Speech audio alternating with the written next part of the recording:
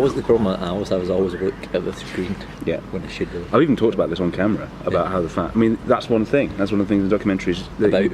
It's just like you're looking at the eye of the camera Instead of. Yeah, which was doesn't feel because you can't see what's happening. But you shouldn't be able to see what's happening. Basically, looking at a thing, an object, but all of a sudden, you could be looking at anything, like just any object. Yeah. But then you look at this object, and all of a sudden, things are being captured, or there's a lot more pressure on you. Yeah. When I look at like a. Do you feel transformed right now? Table, like I feel there's more pressure on me at looking at this than there is looking at just a glove. But like we were, well, what are you doing? Just looking at a glove, just staring intently. Just that kind of festival, just exhausted. Oh, it's a good glove. Why is it just by itself? But like, the interesting thing here is we've just had quite a lovely, lengthy discussion for about an hour. Yes. Talking about all things wonderful, comedy and discussing ideas. And, Now look at us. You're having a pint. I'm having a Coke. But like, everything's stilted. The conversation's changed. The atmosphere because the camera's here. Something has to capture the conversation now, so there's a lot more capture. That's the word. It's not like a relaxing word, is it? No. Yeah, it's trapped. I'm capturing this thing that's happening. Something's. There's a few words like that I think are quite interesting from like modern lexicon. There's like the one I always go on about is content. That sort of thing you fill up websites with. And, it's a very big word in that media. Oh, huge in media, But like the idea of it is that it's being it just fills you up. It's not entertaining really. It's just like to get you to a level of mediocrity. But my latest one that I've just realised was the Facebook thing is the feed. And every social media has its feed. Yeah. But it feels like when you think of it like a trough. Fed. Yeah. It's just like it's just an endless trough of. What? Life. Garbage. Yeah. If you're thinking pig like. They'll just eat anything. It is garbage. Yeah. Right, yeah. You could literally just fit, and it's just that thing, that mediocre crap that just gets you through the day. Yeah. Sort of fast food of information. And yet, this is the great thing about it is that it's all been created by your friends. No one's paid for it. But they're getting money out of you from stuff that you're sharing. There's a weird thing. We're just feeding each other. We're communally eating each other's shit. Yeah, so you're eating their shit and they're eating your shit. Yeah. And you're just sitting there. Fuck, this is it could be called human centipede. Yeah. That's what Facebook is. Yeah. But of content rather than actual. Content. Yeah. It's just sort of a circular pattern of. And yet it creates garbage. Its own revenue stream for another person. For lots of other people. Yeah. Anyway, so I'm here with Matt Winning. Matty Winning. Do you Matty? Matt probably is. Lots of people call me Matt. My mum is unhappy with it. She said that when I was born that nobody would call me Matt, they would all call me Matthew. Oh really? And my dad said, no, people will call him Matt. Oh, and everybody does call me Matt, apart from my mum and dad. I find that interesting itself, and how parents will have a different thing, and like they call me Richie.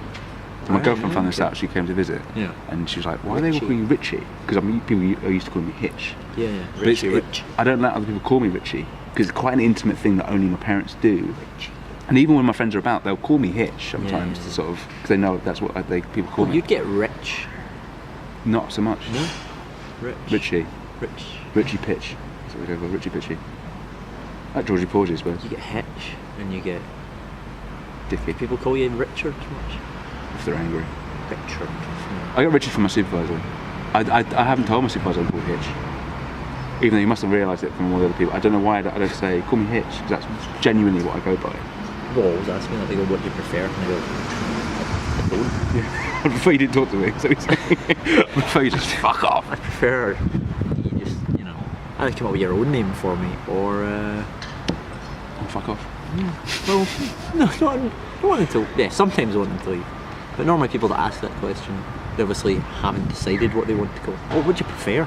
As if I am so presumptuous that... How would you have your own opinion about your own name? Oh, no, anyone that goes, I'd rather you called me something. Well, why? Yeah.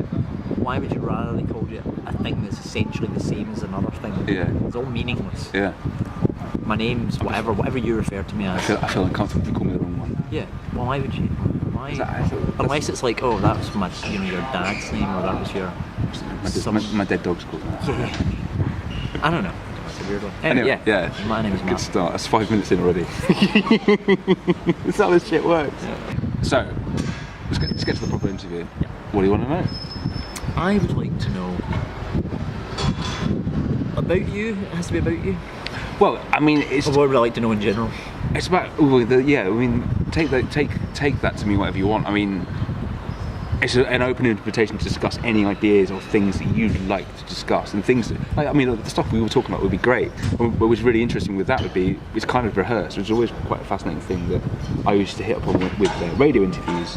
Is that you go to a track, you do an interview, and then you go to music, and then you start talking, and then someone would hit upon a good story anecdote, and go right, tell that, and then then there's that, but you start imagining that through all the media, and suddenly, or in every documentary you've seen, and suddenly you hit upon. So what were we discussing just now? Oh no, sorry, I'm leading. I'm trying not to lead the interview. No, it's fine. No, but I mean, probably. We were discussing a number of things on our way to this bench. By the canal, yeah. so everyone knows. Very nice. The Millennium Link.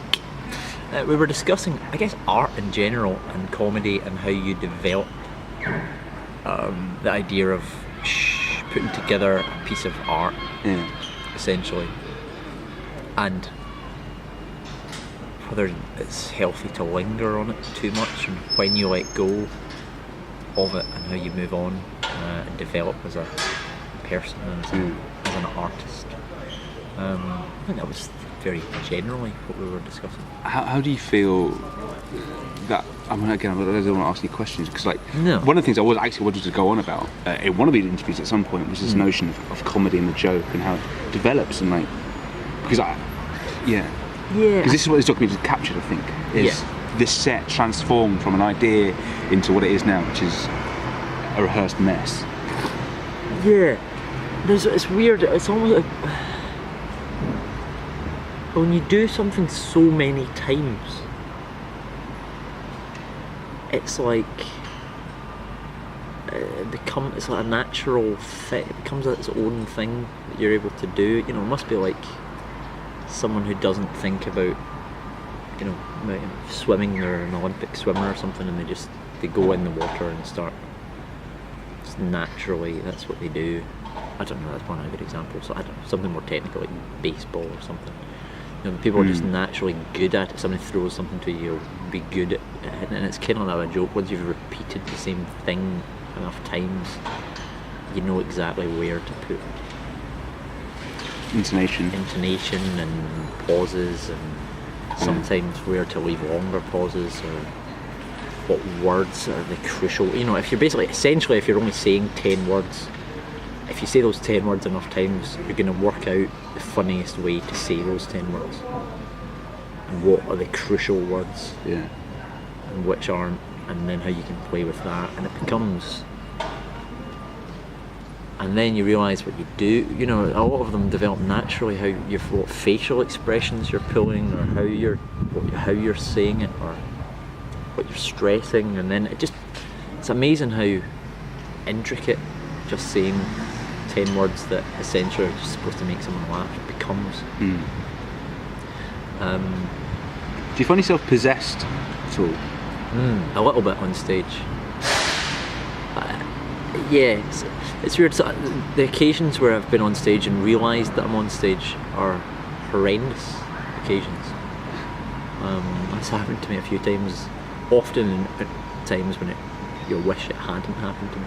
And then you're standing there and you go, oh, I'm on stage, and there's however many 100 people right in front of me. Oh, I should say something. I'm sure I had something written but prepared to say. And then you go, I'm just going to say this thing that I've said loads of times before. And then you say it, and then people laugh, and you go, well, they laughed at that. I still don't remember why people laugh at that. Yeah, there's a weird thing of because you've heard it so many times before, you just think, why are you laughing, you stupid idiot? Why? All the time. Yeah, it's like... I'm just like, no, that's not funny. I said it, made you laugh, you're idiots. Yeah. Can I have some money now? Yeah, but they're not idiots. They're people. with troughs. It is funny. It is funny. It's just that it's not funny to you anymore. So I found myself. It'd be great if I could. It'd be good if I could see other people doing Your stuff. my stuff Yeah. and go, is that fun? See other people try and do it, and why is it funny? Would you be up for doing my set? Mm-hmm.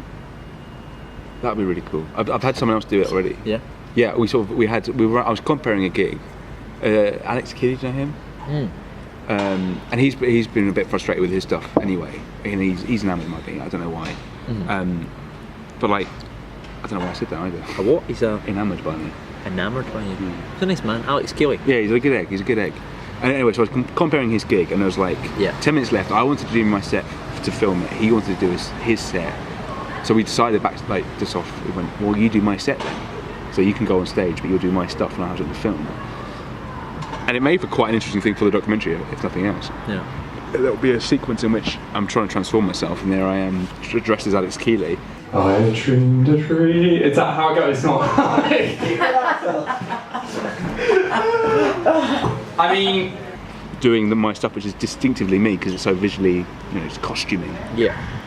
But then someone hit upon the idea of this sort of mimetic quality to what I should be doing, in that it should be a sort of the clown nose and the clown face thing as a means to say what you want to say could become like a symbolic gesture that I can get other people to do, and that way it's not just me transforming the world or trying to. It's an opportunity for people to do it as well. Which, I mean, do you have any? Is there like a spare gig you've got? Will you be up for just putting on some clown makeup while you talk about whatever you want to talk about? You don't have to do it now. I mean, obviously, I just had it prior to this discussion. It was a discussion. You just be like fucking busy. Just like, I've got no time to even answer my own phone calls. And then here's me saying, "Do you want to just fuck about for 10 minutes?" Well, we could fit. I'm sure we could. We've got how many days left? 3 days? 2 days? Plenty of time, mate. Oh, what's the time? Oh, easy, mate. 2 days left. Might as well wait until the last 2 days. Then give me a real project to do. Yeah. I'd be up for it if we can find somewhere to do it. I don't think I have. You could come and do it at the Bear Pit show. If you wanted, or I could try and do it at that. Well, and that'd be quite cool. I wonder if it'd be funny if at the Bear Pit everyone did it. Every single actor would just go on stage and do the same thing. I would enjoy that. I'm up for it. I wonder if it's something to just expand upon later on. I think it might be a bit too much of this, but like. But we could do it. If we can find a spot, I'd be up for it. I'm sure someone will allow me to come on stage and dress up as a clown. There's a midnight gig. Yeah. That at the Counting House that I've been offered like 5 minutes whenever I want it. Yeah. I've not done it yet, but it sounds like it could be a bit mad. Oh yeah. Okay, yeah, I like it now. I've not been there yet. There's another thing with filming this is that I want to do gigs, as many gigs as possible, but in different rooms, so that aesthetically the documentary looks different. Now, immediately that means the documentary's changed for a stupid reason, but yes, the aesthetics of the thing has dominated what happens in the act. Yeah. There's an interesting sort of thing to that. Anyway, so I've distracted you, but what else do you want to know? Yeah. I understand it's a very broad question. It's simply what do we?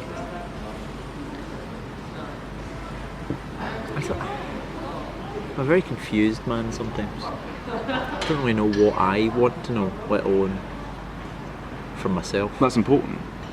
No one ever stops to ask. No, and I like to stop. I always find going away is good. Leaving, and then you leave, and then you go, oh, remember all that stuff that I had, and that people that I knew, I like them, and then you go, oh, I miss them, and then you ask yourself quite important questions, and then you go home, and then you're like, oh, I'm happy for a while, and then you have to stay for a while, and then you have to leave again. Yeah. Still a lot of leaving.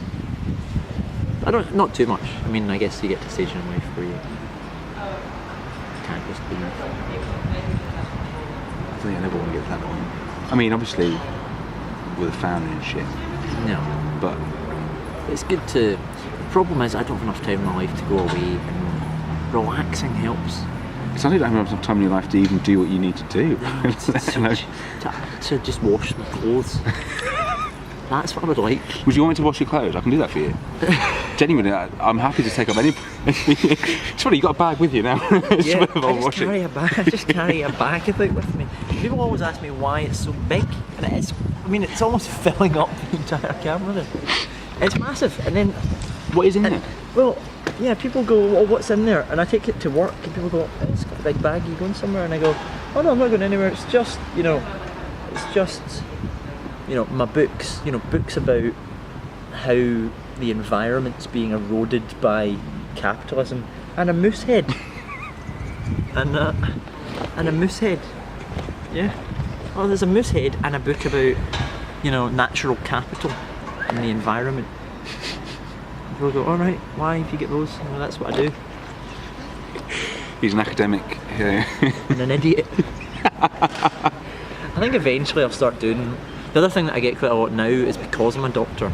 People often ask, "Oh, you should do that. Should be your stage name, Doctor Winning." And I go, "No, gosh, it'd be horrendous." Can you imagine? People would go, "Oh, what a dick." Yeah. He's insisted upon it. Yeah. And especially with my surname, people would just be like, "What is this, a character or?" And it'd just be me coming on and trying to make them laugh. I don't know. I don't think I'll ever do it, unless it was kind of ironic. Maybe the dress as a clown. Is that moose head similar to what I'm doing with the clown? Do you wear? I don't wear it. No, I it's normally not. get someone else to wear it. It represents. So I'd come up with a joke. It's one of these ones where I went with my instinct. So I'd come up with a joke, and the joke is literally well, it's not even a joke really, but the essence. Sorry, I need to. It's all right. I need to cover up the mic because of the wind. I've suddenly realised. Yeah. Where was the mic? I've interrupted your flow. And I feel like a dickhead. I'm just going to do that. So, yeah, the moose head. So the joke was, some people call me the moose because, well, I own a moose. And that was a joke, and I thought it was very funny. Yeah. And then I was writing about my dad retiring, and I thought that was kind of becoming the basis of the show that I was wanting to do. It was like the through line of the show. And then I came home. I'd met my parents for like the first time in ages, and my dad had just retired, and he'd been given that moose head as a present. Well, it's not even it's probably like a deer or something. He'd been given that as a present by his work, amongst a number of other presents, for retiring. How many years at the company? 40 years. It's usually like a crystal bowl. Bowl. Here's a moose head. It was like, oh, here's a picture or something, and a moose head, and it was like a private joke or something. I didn't really get it, but I was like, there's no way my dad's ever going to use that. But he said he wasn't. He's gutted. And he was like, oh, and I was like, can I have it? Because I'd just written a joke about it, about something similar. Yeah. And I was like, I'm going to get this moose head into the act somehow. And then thought, well, I could just pretend that I do own a moose and then talk about that for quite a while and then have a moose. Come on. Eventually. It's good fun. It's good fun just going with an idea and then going, right, where can we take this, or how can I make this into something funny? And it's almost, people will go, how do you come up with, people, you can see people going, enjoying it sometimes, enjoying it sometimes not. But going, the logic, they're baffled by the logic, and the logic basically is, there isn't any logic to it, but going with an idea. And I like that in comedy, because that's the only way that you really get something that other people can't or aren't doing, is by going with your own logic and seeing it through to a degree that's further than anyone else would ever take that idea. And I think that's where finding your own style or your voice is.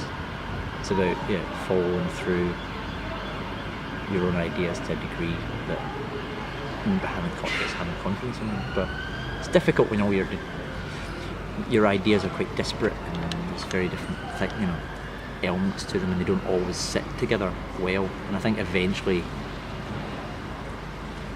eventually you begin to write more and more stuff. Hopefully, begin to write more and more stuff that becomes more similar, so that eventually people go, "Oh, that's what that guy does." I don't know. Is that it? Is that the end of it? That's what that guy does. That's what he does, and then you're the guy that does that for about 3 or 4 years, maybe 5 years, and then people go, "Oh, that guy's still doing that." It's the dream. And then they forget about you. So then you have to change what you do. And then you have to go, well, I mean, that's what I do. I need to now do something else. And then I'll just like, okay. And then you set out. You set out to try and capture. You could, because you're on a trajectory towards more popularity. Yeah. And you end up having to change towards something that. Sort of a midway point. Yeah, you probably sell out because you go, right, I've been doing this for a while. You've built up enough people that like it. You hate it now because you've been doing it for a few years. But only now have people caught. Not that this is like me, but I'm just what I'm reviewing from other people. You know, they go, "Oh, this is what they've been doing for a few years," and now, now I'm able to make some money off it. I'd quite like to stop doing it. I'll just keep doing it for 5 years. I hate myself. And then people try and do other stuff after that. So it's awful. I don't know. Making proper art is very difficult. You want to change before people like you. Before enough people like you, it's a viable lifestyle. We'll be alright. It's very misty around here. Yeah. You can see that. I'll turn it around and see. So it seems to go. And that's a nice shot there, just a woman carrying some bags across the misty sort of canal. Bunting canal. God, it could start to a gritty drama, that. Like, we should live in a houseboat and do a sitcom based in a houseboat. I'd love to live in a houseboat. I like the bizarre sense of freedom. You can just any day just up anchor and go somewhere else, but only where there's a canal. Yeah. So it's only like only where there's a canal, and only within one straight line. Anywhere that there's water and a straight line which you have to keep following. There you go. Oh, we're away. We're not in the sea, but we're just this. We're essentially just down from where we were before, in the only direction we possibly could go in. Very lovely sitcom. I've used the word motel over there. Where? This is motel. I've not seen that word. Ever. It's not a word, is it? That's not a word, that's a dream. Is that in your book? No. No. No. Good. Well, it's not a word then, is it? No, absolutely not. Although maybe we'll make it into the ebook now. No, it's The real. Four Sisters Hotel. As opposed to the Three Sisters. Boating house. Or the Two Sisters. Who would want that many sisters? There's no need. You make it sound like the person with the sisters is going, I've only got two, I need more. That's not the logic at all, is it, with a family? Mum, I need more sisters. Okay, I'll go. Get me some more sisters. But Dad's dead, carry on. Get a new dad. Find me a dad and find me 2 more sisters. But there'll only be half sisters. God damn it. Don't I need 4 half sisters to make yeah. Shit, I never thought of that. How many half sisters make a sister? Or 2. Can you get quarter sisters? How would that work? A half. Half of your parents. Sorry. What if, right, so if you had a dad who wasn't your dad but married your mum and they had a child with another woman? That'd be your quarter sister. That's the question of the age, isn't it? Well, I think Nobody's ever asked this. We've spoken enough bullshit. Well, I'm not. No, but you're ideal because you know exactly the same amounts of bullshit that I do. Exact quantity. Very similar We're very similar in terms of the depth of bullshit which we're split. It's good to hold back sometimes the amount of bullshit and pretend that you're not talking bullshit, and then just let it go, let it loose. Do you think I'm going to do enough for a PhD? You will. This right now. This. If this was my PhD, let me tell you something. I would be shitting myself. But it's your PhD, and apparently this is acceptable, just talking to a man while drinking a beer, filming it. So, you know, Swings around about, doesn't it? Edinburgh University's really let its standards slip. But is it changing the world? The world? Is this changing the world? This world? I mean, essentially it's changing a permutation, without getting too philosophical, of this world. But there could be, the thing is, you know, every action you take, one could change, you know, your decision may change the world more than it would if you'd chosen the opposite action. So you know, so if you take, It sounds like a multi-universe sort of yeah, it's sort of theory. multi-universe theory, but in what universe do you change the world the most? Or is it more towards the better? Do you just Yeah. take the best changes? The best changes, yeah. And I think there's a in terms of that sort of free will debate. I don't think there is a free will. I think there is a sort of free will, but it's sort of determined anyway. I don't think there is a multiverse. I think No. there's everything we do, every single thing is actually just enacting a certain physical law. Yes. It doesn't mean we haven't got freedom to do stuff. It's just that freedom is already determined. Does that make sense? That's an opinion I've Yeah. borrowed from someone else. Okay. Which I think is quite a... Freedom's already determined. Something like, it sounds like something from Terminator 2. Well, exactly. But we changed that universe, didn't we? By watching the film. No longer did the world end. No. We didn't end up in some massive cyber war. With No. Skyrim. Skyrim? Skynet. Skynet. No, we didn't, but then they made another couple of movies that were all I'd never even bothered to watch a them. waste of time, mate. I think you have changed the world. I mean, so you know, I can look at this from a very practical economist's point of view. You've got a cost. Basically, you know, you would undertake a cost-benefit analysis. What are the benefits of the decisions? You know, what's the most benefit you can get at the least cost? So how could you? You know, you could change the world, but at what, you know, but that might cost you a lot. Well, so what sort of things are we talking here then? In terms of what I'm doing right now is... So at very little cost. I mean, almost none. Essentially, what you're doing is you've got a camera. Your time, obviously, you would have to count that. You know, you could be working in a shop, selling stuff, or you know, helping people with phones. Sometimes, who's got this joke? Someone's got this joke, I can't remember who it is, I think it's Dickens, where it's, you know, instead of training for a marathon and asking people to give you money, you just work in a shop and give all that money to charity. Yeah. Because it's far more efficient Yeah. in terms of I know, I agree. actually what they earn. Yeah. So maybe the best thing I can do is just work in the shop and just Yeah. give that all that money away. And then make a documentary about that. That's probably my next project.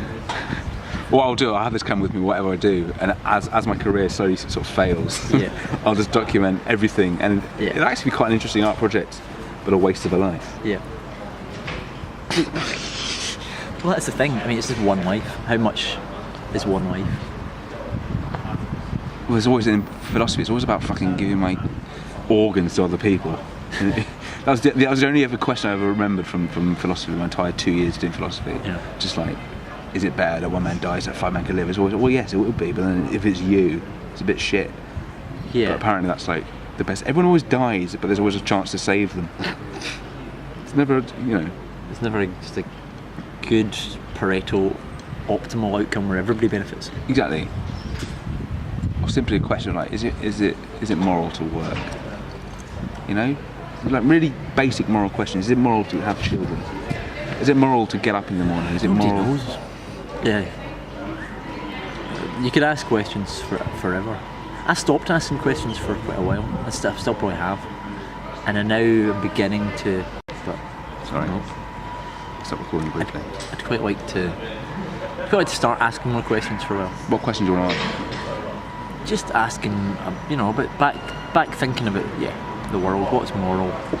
What should we do? What's important? What is important and what isn't important? How can we be more?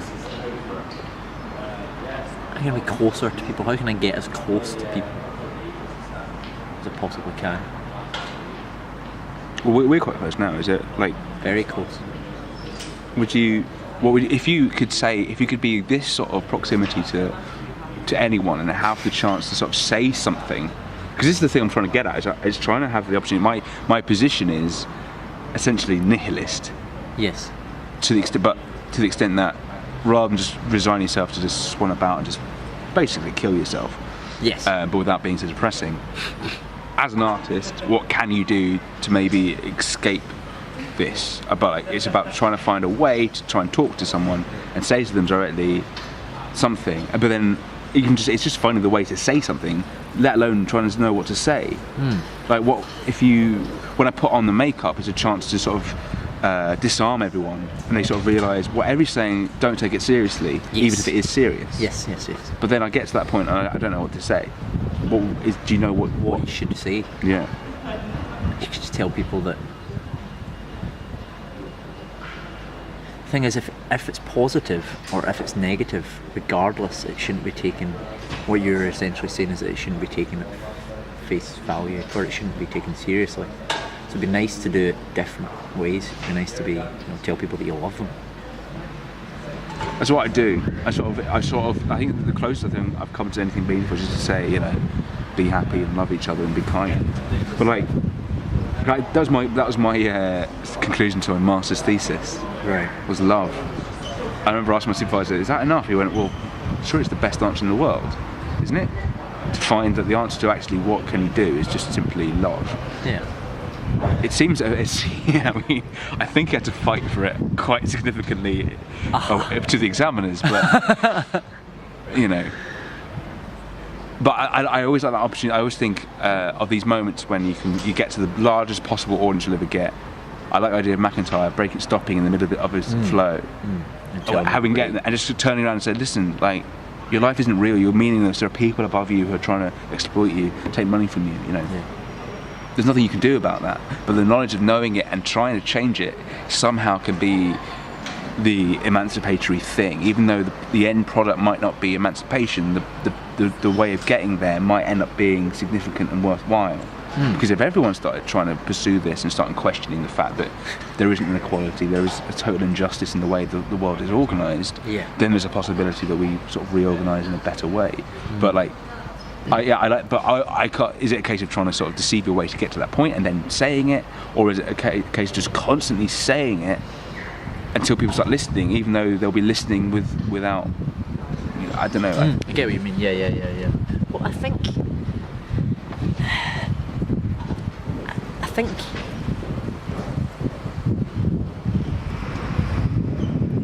both methods are valid.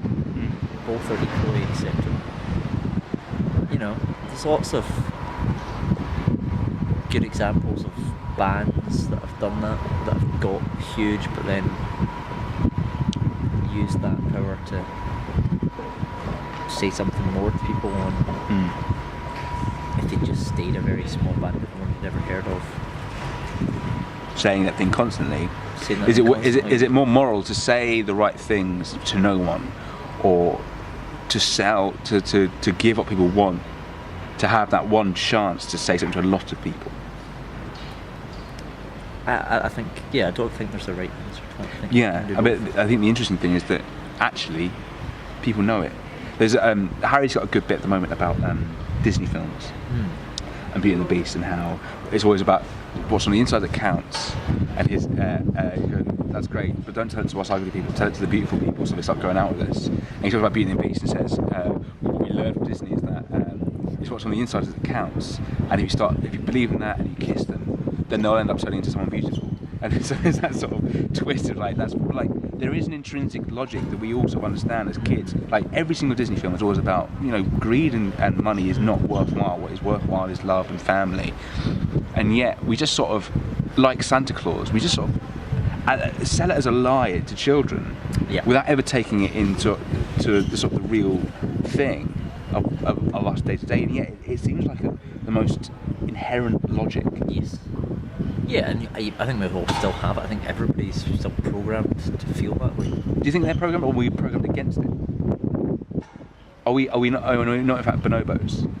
Just an evolved society of mutant apes that have somehow found the capacity to name ourselves, and then finding ways to justify our disgusting practices. Sorry, I meant just programmed, not genetically, but just from Media our and group, or society, if you will, Yes. if we can call it that. So-called society. No, I think you're right. But then is it a fruitless endeavour? Yeah, essentially everything is. Fruitless there being the word means to be without fruit. And therefore not worthwhile, because fruit is worthwhile. I did. Tommy Holgate Nourishing. took me for some juicing the other day because I'm trying to change my body. Yeah. Hence the pints. And he gave me all this like wheatgrass and all this healthy stuff. Disgusting. Made me fucking ill. I was feeling really good for about an hour. Oh. I did a good shit. I think I lost some weight from it, but yeah. Grass, where did you get it? He's a health nut. I had one the other day as well. I had like wasn't quite that extreme. It was like a vitamin, just loads of vitamin C, just every fruit under the sun. It's nice. Sometimes you need it. Maybe I should get one today instead of just drinking Cokes all day. Well, I think the thing, but in his view, the thing to do for a healthy, happy life, eat lots of veg. Be very. there's definitely something to be said for that. The fact that he's able to do that at the Edinburgh Fringe is incredibly impressive. He's incredible. Well, he doesn't drink. He's teetotal now because he was an alcoholic. Well, there you go. You should see his show. It's fascinating. Yeah. He's had a fucking great life. Like I say, great life. Like a mad. Yeah. There's a lot of comedians who have. That's the one thing that there's lots of people who've had far more interesting lives than me. I don't feel like I'm really capable of talking to people. Is that what we have to? genuinely. Is that why our comedy's bullshit? Yeah. Because we haven't had anything significant. I mean, it's bullshit because we don't have it. We can sit here and talk about society and what we view, but then we go on stage and people are like, you don't know what you're talking about. Yeah. You've never done anything. We might have, doctorates. We could be really clever about stuff, but that's about it. That's about literally all we can do. And then essentially what we're doing is trying to rally against that cleverness by being really stupid. Yeah. To sort of bring some balance to our lives. Does that make everything I'm doing completely the wrong thing to do? Should I just give up? No. You're trying to bring balance to your life. So, I mean, would you feel balanced if you just didn't do anything? I feel less tired. I'd also have more money because I'd have to just do a job. Yeah. And with that money, I could probably, give it to orphans and that. Which is always the people that always seem to get help. Yeah. What about the kids with parents who are just poor? It's always orphans. And the orphanages probably have enough money by now. I think it'd be good if we could put someone else in charge of the world. You're talking about fascism. Yeah. It's weird, isn't it? It's weird how quickly we get onto fascism. Every time we're chatting. Well, I keep talking about how I need. I wrote a piece about how China should basically the Chinese form of sort of capitalist communism is the best thing to save the world.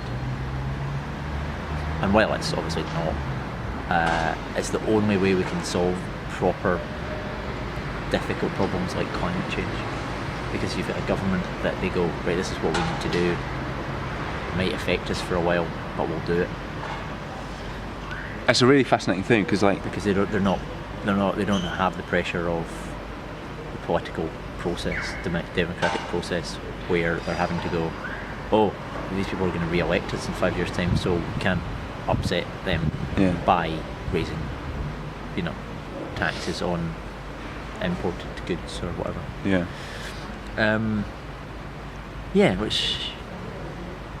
So my conclusion was that China's the way forward for the kind of environmental problem.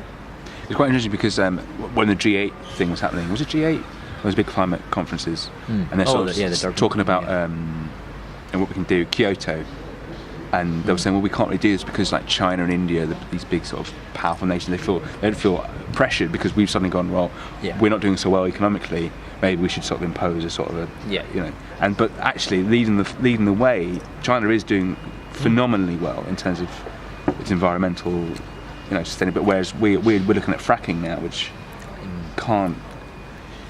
Fracking. What's your? I mean, I don't really view know. on fracking? All I know is through documentaries of a man in wasteland lighting a tap on fire. Essentially, that's some horror. I've heard some horror stories from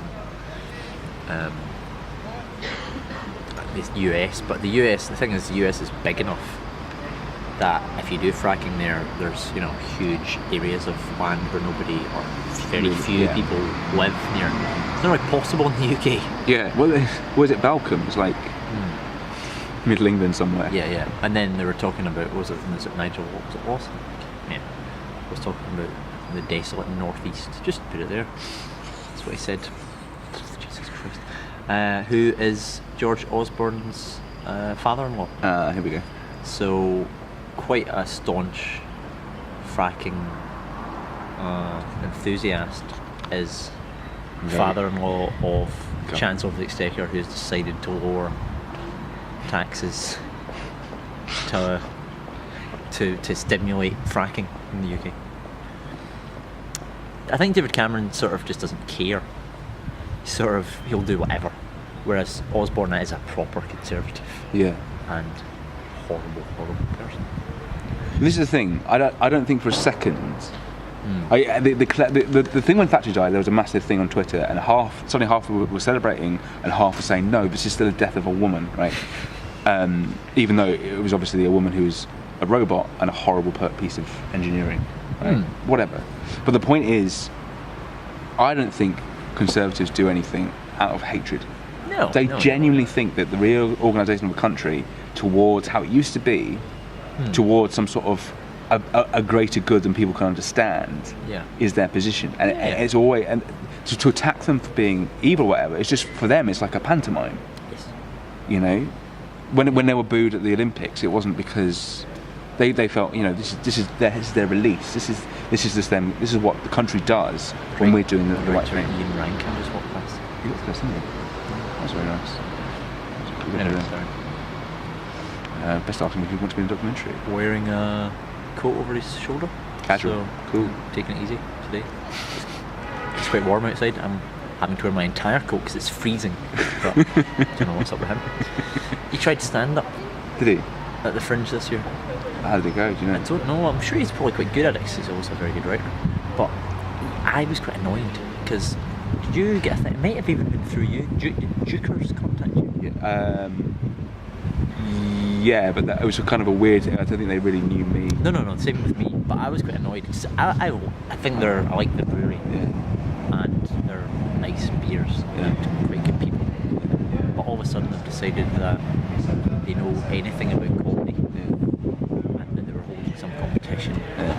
Something to do with stand-up. That Ian Rankin, who's never done anything to do with comedy, was judging comedians and tweeting a lot about the Fringe. And as much as I hate Foster's, the fact that a smaller brewery, which I quite like, was then basically jumping on the bandwagon as well, really annoyed me. And I sent them a tweet back saying to Ian Rankin and Jukers saying, I don't think I want to be part of this competition. What do you know about comedy? Yeah. And they kind of went, oh, it'll be fun. It's just, and I was like, no. That's not how it works. Stop trying to join in. To be fair though, they have been a major sponsor of the Fringe. Yeah. But I mean, I understand. Completely. It's just like it was like a thing we have to include a joke where you say, you're due a Jukers or something. And I was like, no, don't ruin comedy. Just give them some money. Put your posters out, and I'll buy some beers. You're going to put me off. Yeah. Stop doing this. I want to drink your beers. I like you. I like you. Yeah. Stop it. Yeah. Stop trying to be a dick, because you're not a dick. Yeah. You're a good egg. Good egg. Foster's, they're the dicks. Yeah. Just let them be the dicks. Yeah. Just don't have a competition and give £200 to 20 new comedians. Exactly. And say, listen, come with whatever you want. Yeah. Or we just want to put a little logo at the end. Yeah. That's what we want to see. You don't have to change any of your material. You don't have to crowbar something that isn't funny. It's weird, isn't it? The competition model seems to be how money gets into new comedy. Some people get it though. There's some competitions and some things are actually not bad. Yeah. If they go, let's go with this, whatever, we'll go with whatever people are doing.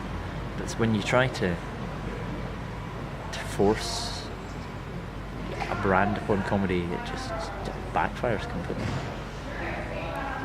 We've talked about so much. I love these things because an interview where it's you and I, admittedly, I've taken a lot of your time and been a bit of a dick about it. But by the same token, I like to think we're friends. So there's an openness about what we're doing, and there's a comfort you just don't get. And I love this sort of. We're not even talking shop. We're on the way here. We were kind of talking shop, which I always love. I really want to tap into it. You want to? Yeah. I like talking shop. I love talking shop. Because but I imagine that's the same in every industry. I think there's something really interesting to learn, even just about but barbering. But everybody loves the industry that they're in, and therefore enjoys talking about it. Yeah. If you didn't, then. But it is nice to escape sometimes and just talk about other stuff. Well, hopefully this has been nice for you to just fucking not be in the middle of the. Yes, it has. It's quite cold, but it's nice.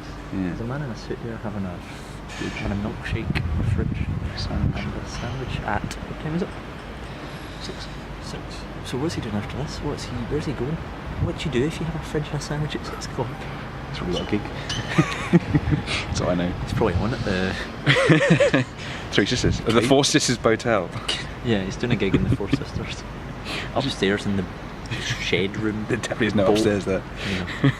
Downstairs in the bowels. The bowel chamber. We should run a venue.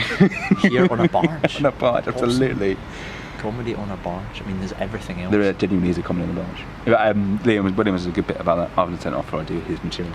But thank you very much, Matt. And that's all. Matthew. Anytime. Call back. Anytime. Well, not anytime. Today. We established that. You're pretty busy. Yeah. Whenever I've got time, which is never again. What I'll do is I'll see you in Purgatory. We'll have some time then. We're not there already. It has got that sort of. Anyway. Yeah. Right. Anyway, this is the end of the interview, which will be edited up